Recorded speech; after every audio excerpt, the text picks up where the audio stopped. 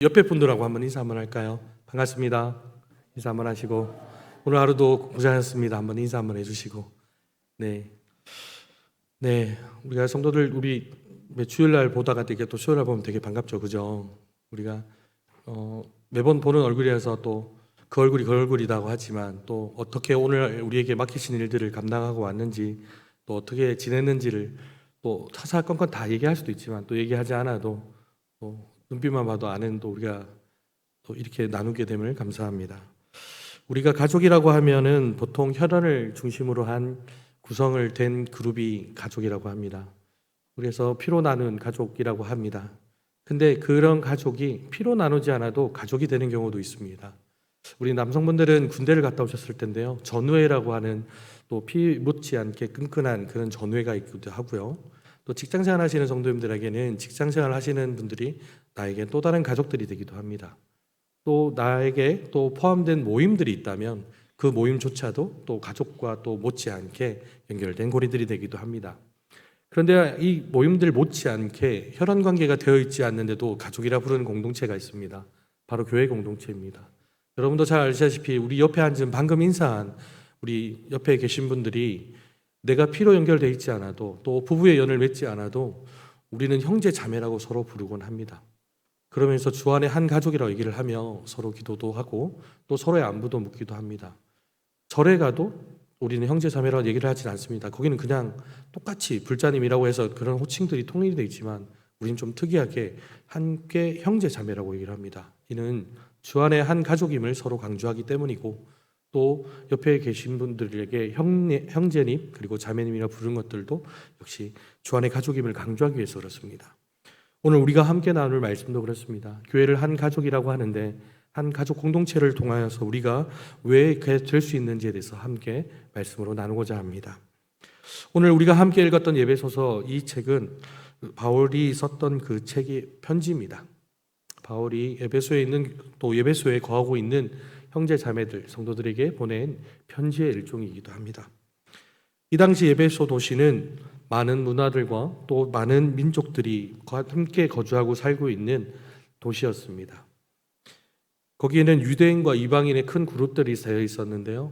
유대인들은 고향을 떠나 예수 그리스도를 믿는 자들이 모여 있는 공동체가 있었고 또 현지 그 지역에 있는 현지 또는 외부에서 유입된 이방인들이 함께 거주하고 있었습니다.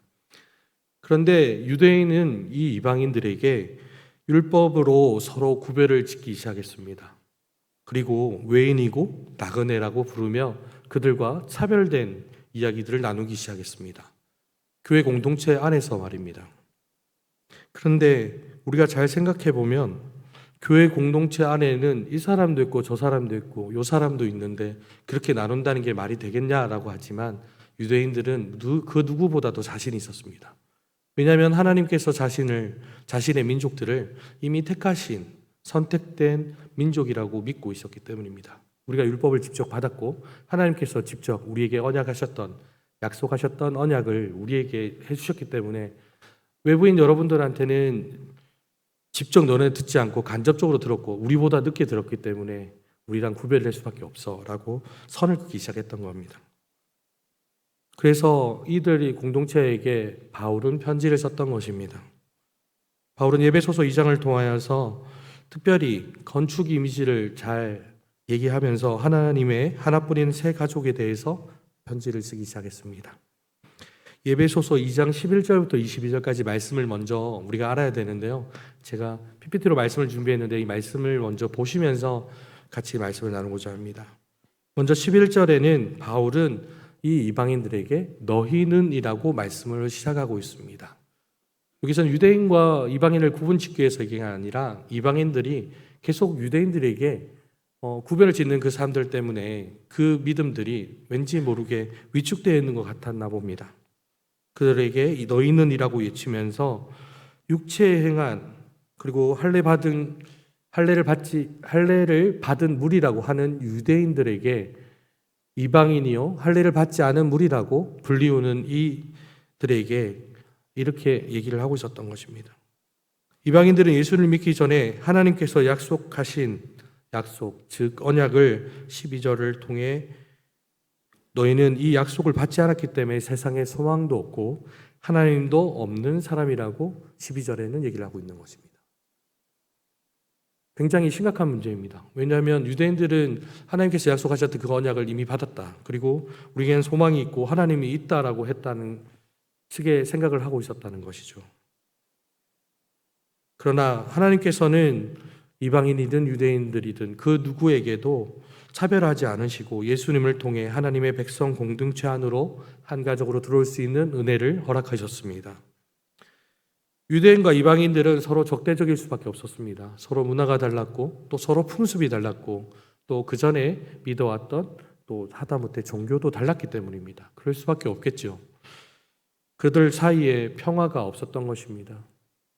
그러다 보니 예수님께서는 우리 이 이방인들을 위해서 또 유대인들을 위해서 11절을 통해서 14절을 통해서 예수님께서는 자신의 육체를 통하여서 서로 간에 막힌 담을 허물어 놓으셨고 또 하나로 하시는데 일조를 하셨던 것입니다. 그리고 한 세 사람이 되게 하셔서 화평을 이루게 하셨고 십자가의 죽으심으로 유대인과 이방인들을 한 몸으로 만들어 주셨습니다. 그리고 하나님과 화해를 허락하여 주셨습니다. 또한 예수님은 이방인에게도 유대인에게도 평안을 허락하셨습니다. 그 이유는 자신의 육체를 통해 막힌 담을 허무셨고 그리고 하나 되게 하셨던 이유가 또 한 세 사람이 되게 하셨던 것과 화평을 허락하셨던 것은 그리고 유대인과 이방인이 한 몸이 되고 하나님과 화평하게 되며 평안케 된 이유는 유대인이든 이방인이든 한 성령 안에 아버지께 나아감을 얻게 하기 위함이라고 18절에 기록하고 있습니다. 그러면 우리가 2장 19절부터 22절까지 우리 함께 읽었었는데요. 우리 다시 한번 더 이 말씀을 읽으면서 앞의 내용을 생각하며 읽어보겠습니다. 19절부터 한번 읽어보겠습니다. 그러므로 이제부터 너희는 외인도 아니요 나그네도 아니요 오직 성도들과 동일한 시민이요 하나님의 권속이라. 너희는 사도들과 선지자들의 터 위에 세우심을 입은 자라.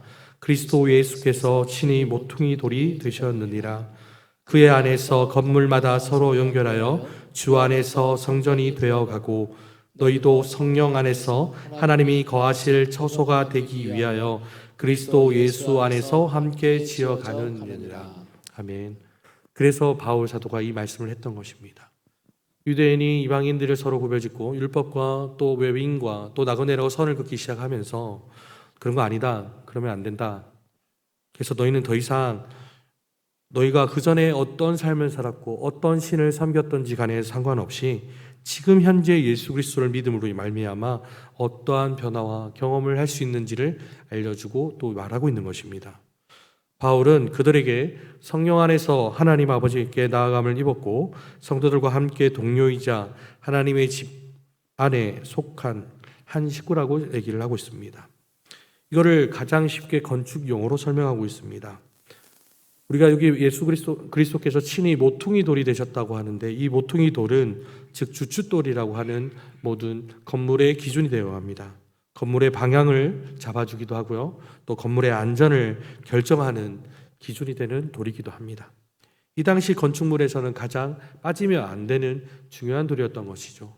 이 건축의 비유를 하면서 예수 그리스도를 모퉁이 돌, 주춧돌로 설명하며 서로 간의 관계들을 얘기했던 것입니다.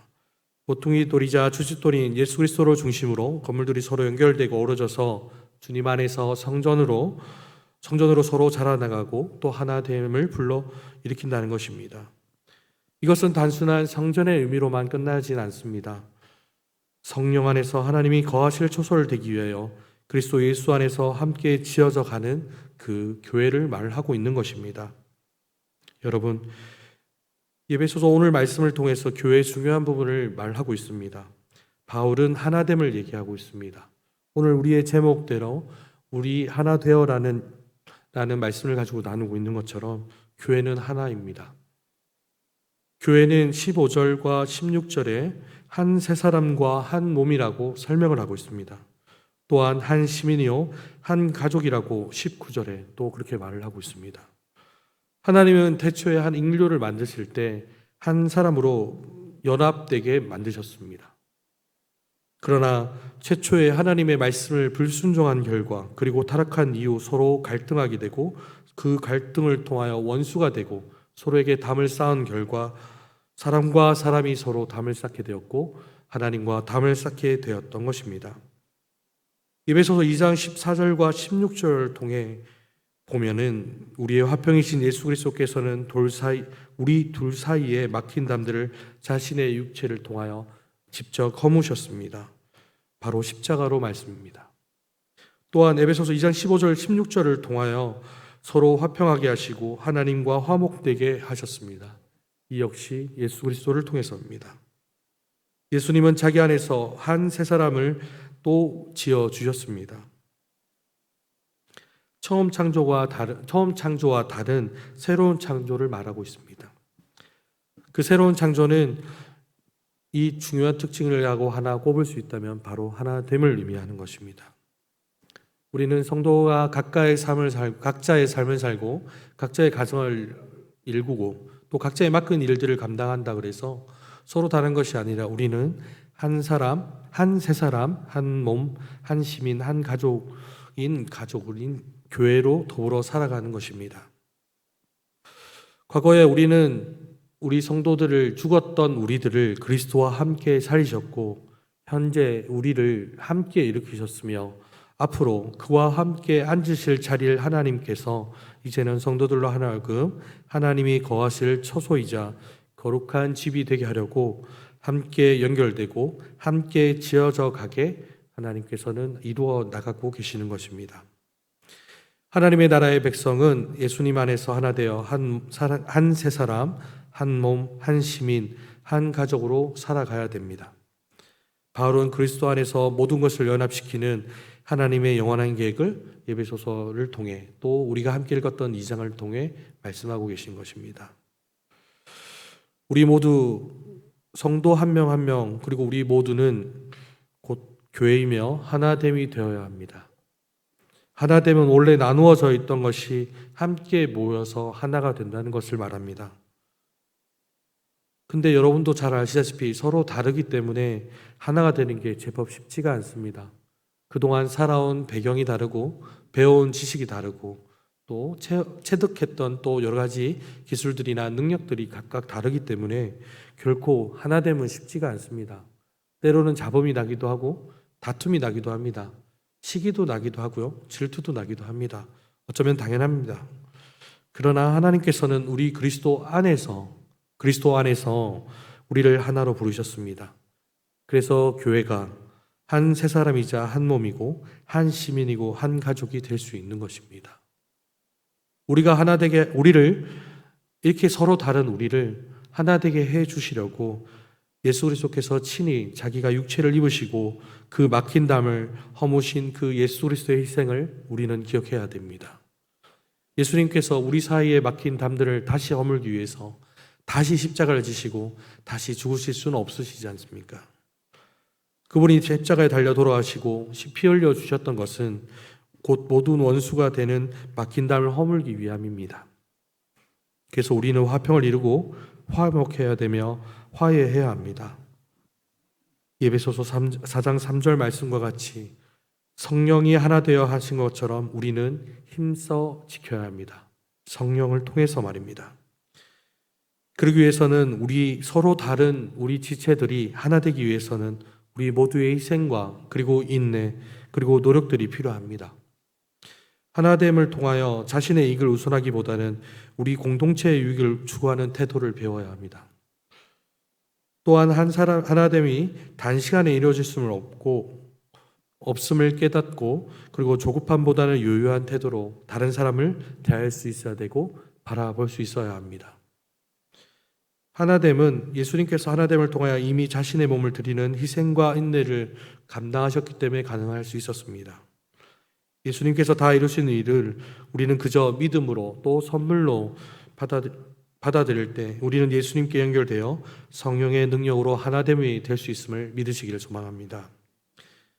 공동체를 위해서 하나됨을 이루는 노력이 필요합니다. 우리 교회 공동체 내에서 또 우리가 속해 있는 그 공동체 내에서 하나됨을 통하여 어떤 노력이 필요하겠습니까? 그러나 내 힘과 노력과 의지로서는 될 수 없음을 잘 압니다.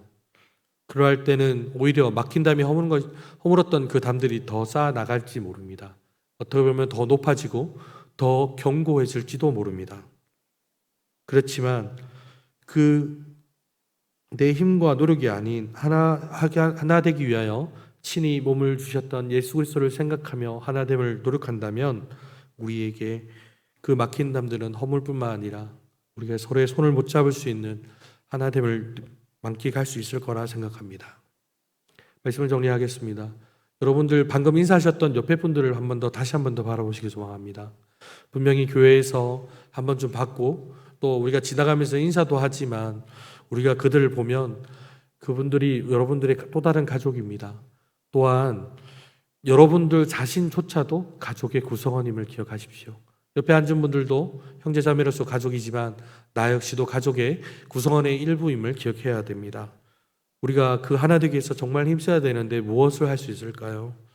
무엇보다도 예수 그리스도를 모퉁이 돌로 그 중요 부위로 인식하면서 기억하고 우리 이 공동체를 유지해 나가는지, 그리고 가정에서도 교회에서도 내가 속해 있는 모임 내에서도 그 하나의 벽돌이 되어서 하나님이 거하실 거소가 될 수 있도록 쌓아져 나가고 있는지, 교회에서 모임과 봉사와 섬김과 헌금 그리고 교제 등 내가 교회에서 무엇을 할 수 있는지를 기억하며 하나 되는 자리를 나가야 될 것입니다. 그래서 내 옆에 있는 사람에게 안부도 묻고 또 기도 제목도 나누고 또 그를 위해서 기도도 하며 그를 위해 축복할 수 있는 우리가 되어야 됩니다. 그리할 때 우리가 예수 그리스도께서 몸으로 허무셨던 그 담들이 정말 하나도 남김없이 우리가 하나 되는 공동체가 될 것이며 하나님의 가족이 됨을 우리가 기억하며 나가야 될 것입니다. 함께 기도하겠습니다. 이 시간에 우리가 잠깐 우리 통성으로 기도하기를 소망합니다.